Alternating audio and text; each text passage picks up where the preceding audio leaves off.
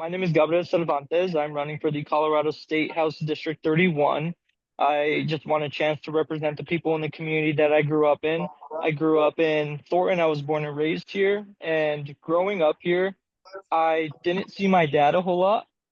My dad worked two jobs, and the only time I ever really saw him was if I woke up early enough to see him getting ready for work, or if I stayed up late enough for him to see him coming home from work. And one day he woke me up to get me ready for school. I didn't really know why, but I was really surprised. I was really excited. My dad had my clothes laid out for me on my dresser. And when I went out to the living room, my brother and I smelled these crispy omelets that my dad made. And it was the first time I had ever eaten cinnamon sugar toast. I can still taste it now. And I didn't really understand why I saw my dad a whole lot after that. Unbeknownst to me, my family, not my family, but we had just entered the Great Recession. And my dad had lost both of his jobs. And even though I saw my dad a lot more, I started seeing my siblings a lot less. And that was because my siblings who were of age, who were going to college or starting their own families, they had to put those plans on hold temporarily or indefinitely so they could come home and work to ensure that my family didn't lose our house. And we didn't lose our house, we kept it. And because of that experience, my parents wanted to do their best to make sure that I was set up for success in the world when I grew up. And so I worked really hard. I had a really good support system, and I got into the best business school in the best business school in the state of Colorado. And I almost immediately realized how inaccessible education is in our society. I remember I was 18 years old, sitting in a meeting with my financial advisor and my parents, and my financial advisor looks me in the eyes and says, "If you want a degree from the University of Colorado, you're going to have to pay for it yourself. I'm sorry." And that kind of hit me like a truck, but I stood up, I dusted myself off, I pulled myself up by my bootstraps, and I immediately dropped out. And what I did after that was I started working. I knew I had to get to work. I knew I had to start working. And so I started working 80 hours a week at the fast food restaurant I was working at. And through determination, through persistence, and the support of my family and my wife, who I met throughout that time, I eventually got to the point where I could pay for my degree while going to school instead of having to drop out every other semester. And I eventually did get my degree after 7 years from the University of Colorado. After I graduated, I got a job at the world's largest financial servicer. And that world's largest financial servicer doesn't pay me enough to start a family with my wife. It doesn't pay me enough to buy a home in the city that I was born and raised in. And it doesn't pay me enough to even genuinely start saving for retirement. Every morning I wake up and I drink from a Brita filtered pitcher because our water in Southern Thornton is becoming too dangerous to drink from your faucet. I work with students with the foundation that my brothers and I started, and we are clearly seeing the effects of our intentionally underfunded public schools starting to impact our students in a very negative way. All of this to say, I turn around and I see our representative at the state level not following through on promises, not delivering, and not doing what folks were hoping that she was going to do. And not only was she not following through on her promises, but she was introducing legislation that was not beneficial to our community, but it was actually very detrimental to our community. And I don't think that's the kind of leadership that we deserve. I think we deserve leadership that is in alignment with our issues and our values and reflective of our community. I believe that we deserve leadership who stands up for kids like some of my employees. A specific person is Jose Ibarra. And the only reason he's not in a lab making rocket ships and building bridges is because his parents couldn't afford him to send to that kind of school. We need leadership who's willing to work with community leaders that I grew up with, who don't have fancy degrees, but have experience, have connection, and have influence who need to be part of the decision-making process, not just to be stakeholdered with. We need someone who's going to be able to fight for our workers and protecting them from unlivable wages and being terminated without just cause. We need someone who is willing to work with other people, and that's important. But we're tired of people who say they're willing to work with anyone only to sell their constituents and their values down the river.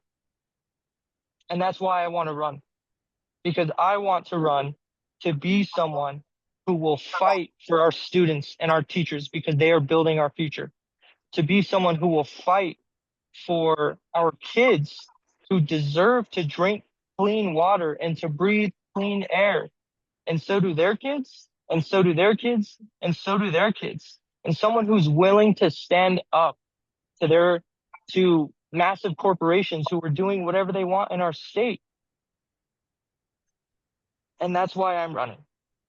I have represented my community my entire life as a student, as an athlete, as a manager, as a board member on a city board, or as an RTD regional board member as well. I've represented my community in all capacities, and that is why I am ready to represent my community at the state legislature. So thank you all so much for letting me speak and hear me out a little bit. I would love to take any kinds of questions and hear about the things that are going on with SW and Indivisible specifically. And I want to give a really big shout out to Ernestine Garcia. She's in Indivisible, and also to Morgan Miransky, who's in Solidarity Warriors. Thank you so much for letting me speak.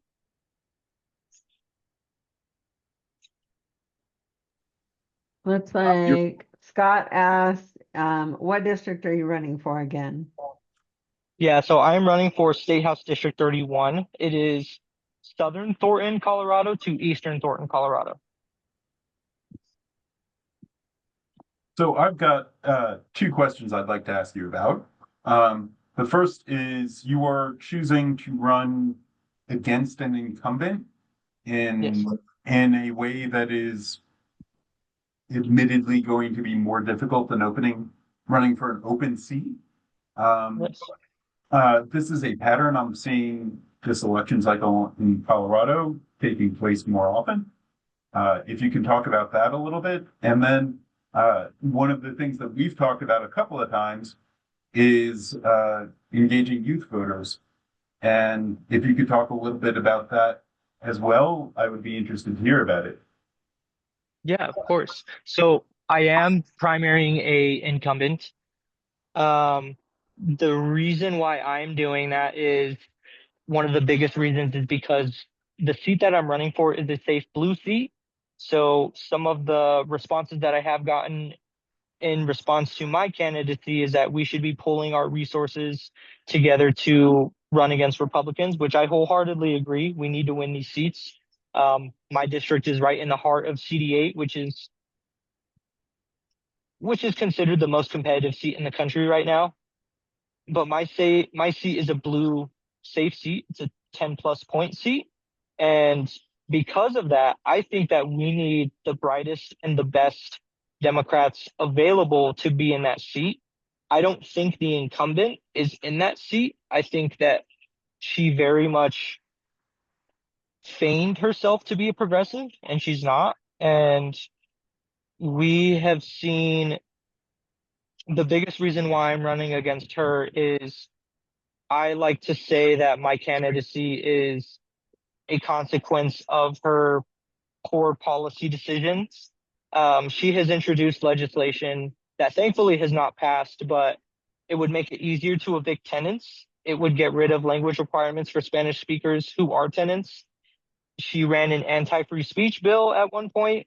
She has voted against, or she has voted in favor of things like lowering tip wages and making it harder to solidify consumer protections across the state of Colorado. I don't think that this is someone who should be considered a progressive. And I think that we need people in these safe blue seats who are willing to fight for more drastic change in their more drastic change within their constituencies. I think to answer the second part of your question, Morgan, what I have seen, especially when we're engaging younger voters, is I think that younger people need more pathways of empowerment to see the impacts of their voting power. A very quick example that I can give of that was I'm one of the youngest members of the Adams County Democratic Party. I was the vice chair of the Adams County Young Democratic Party. And when we try and build pathways for people to get into the larger Adams Democratic Party by making sure that the assistant secretary or the assistant treasurer position is held by a young Democrat, and then we run a young Democrat, and then someone shows up to their first meeting and wins that election 42-7. That's not empowering young people in any way. And so I think that young people understand the consequences of things that are happening right now, but I think more importantly, to get them engaged, they have to be able to see the work that they are putting in is going to have an effect on something. And that is what I really try to show a lot of the youth. Another example that I have is I'm on a city board and I helped plan the Dia de Muertos celebration for the city of Thornton. It is the second biggest celebration across the city. And what I did was I ensured that we had tons of high school students engaged into this and giving feedback. They were driving a lot of the decision making for that committee.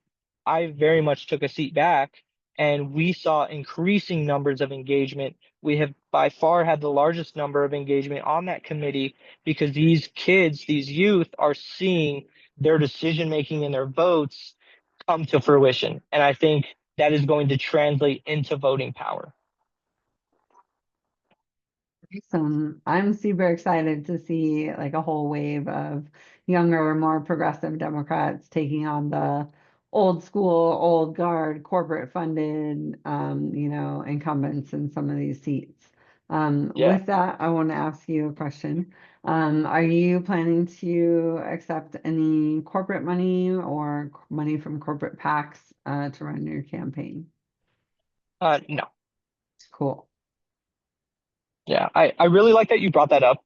Um, a reframe that I have seen some success with is I don't think my ideas are progressive. I don't consider myself a progressive.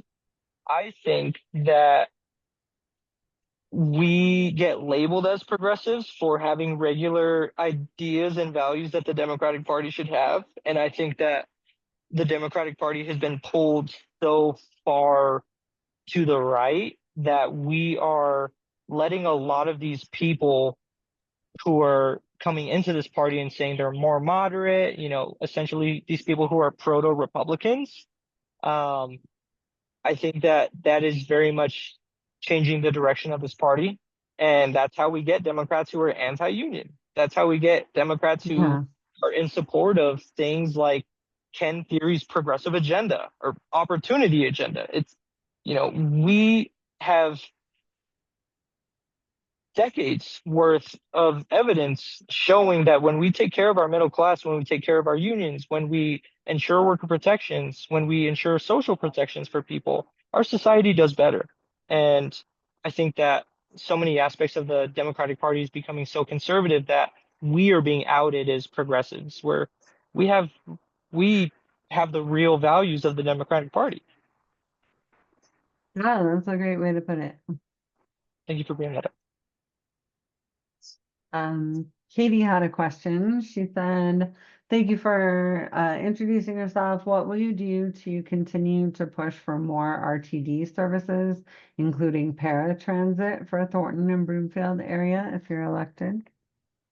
Yeah, so I am actually on the RTD Citizens Advisory Committee, and I have seen a lot of the conversations regarding paratransit. Um, I think the biggest thing that we need to do is we need to be focusing on our outreach because when we're having these conversations with our board members, this is very much a need that needs to be addressed. But for them, they have to see the metrics, right? They have to see the usage, they have to see the utilization. it should be an accessibility thing. It shouldn't be a utilization thing, but that's how they're going to measure it. That's how they have been measuring it. And so I think increasing those things, the way that we do that is we make sure that people who can utilize those services are aware that they can utilize those services. I put up a poll on this social media app called Nextdoor, and I asked people, how many of you know about this paratransit um, how many of you know about this paratransit system that RTD has? And I overwhelmingly got no's. I think I got over 125 votes, and I think it was almost 80% no's. So the way I think that we can really increase a lot of that usage and increase that accessibility is by getting the word out and getting more people to use it, because that'll justify their numbers and all of that other stuff for them to legitimately put more funding and access to it.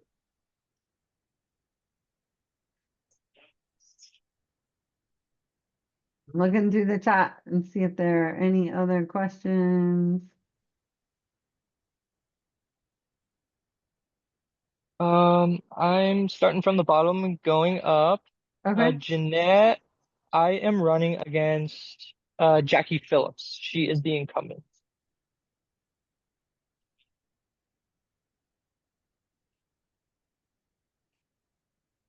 All right. I think that's the last one that I saw. Okay. Um, is there anything else you'd like to share before we jump into a little bit of how to protest safely part two training? I would say thank you all so much for the work that you're doing. I think that protesting is a central part of democracy, and the way that I frame it, so I'm indigenous, and the way that I frame it with some of my cousins who are not necessarily interested in entering the political process to remediate some of the issues that we have societally is they go out to protest, and they want to make sure that their voices are heard. And I think that protests and demonstrations are very much able to be used in conjunction with legislation. You know, I think protests and making sure your voice is heard is a way to create urgency and a way to create clear communication with your legislators. So thank you all for everything that you're doing out in the streets, and I'm very much looking forward to joining some of you, all of you. Yeah, this is an awesome group of people. One person raised their hand, Demetrius. Can you hear me? Uh, Yes. hello. I may be off base or off topic, but I just want to know about volunteering opportunities for the Colorado 31 phone banking, virtual phone banking. Yeah, yeah. So thank you so much for that. So we are, if you want to go to our website, I can drop our website right here.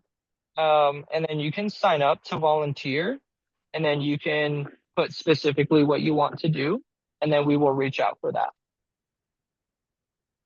All right, thank you. I got Yeah, it. thank you so much. Mm-hmm. Gabriel, I have one more question. Um, a lot of what we have done in this group over the months is teach people how to get involved and how to do things and how regular people can make a difference, even if they can't leave their house or aren't able to go to a protest or are afraid to get arrested. Uh, Hmm. can you talk a little bit about what it's like to be basically a normal person and what drove you to run for office and how you're doing it in a way that other people can learn from? Yeah, absolutely. So coming back to my indigenous roots, we are always taught that we are part of the larger diaspora of the people. It doesn't matter how insignificant that you think your role is, everyone has a role and everyone has something that they can excel at. And that is very much how we continue to build the prosperity of our people overall. I would say kind of coming from a regular person to going into this position, I really got involved through seeing a need and wanting to address it. My older brothers and I started a nonprofit based in Southern Thornton to provide scholarships and mentorship programs to students at Thornton High School. And I met folks in the political space through there because my brother was, or one of my oldest brothers was in the political space, and that was how we got introduced to folks. But really, the way that I got involved was just kind of, just starting to talk to people within my community and interacting with people in my community. I think that we're not going to fix these issues from the national level. We have to fix them from the municipal to the county to the state to the regional to the national, and we have to do it there. If we could get involved, the way that I say for anyone to be able to get involved is to go say hi to your neighbor and find something to volunteer for and be willing to meet more people. And from there, you'll break out into a plethora of different spaces. That's how so many of the people I know got really involved. They would just volunteer at an event and they would meet someone and they would say, "Oh, this sounds kind of neat too." And so they would start volunteering, they would get involved with the party, and a lot of them would eventually run for office. And now a lot of those folks are elected representatives for our communities. So I would say that's probably the way that I tell folks to get involved is just find something that interests you, volunteer, and just go talk to a couple of your neighbors.